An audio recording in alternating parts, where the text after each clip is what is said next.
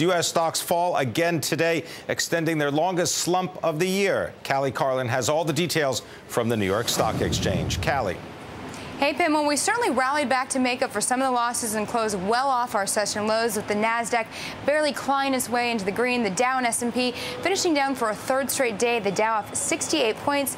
We had data on housing starts and industrial output disappoint early on in the morning, and all this started us in a downward trend. Then the S&P moved below its 50-day moving average, and that triggered some further broad-based selling. The S&P led lower by Hewlett-Packard, as you've been covering, Pimm, falling 7% for the biggest decline among S&P 500 stocks. Meanwhile, I want to mention discounter retailer TJ Maxx also disappointing on earnings, although it did deliver on revenue. The stock closing down 4%.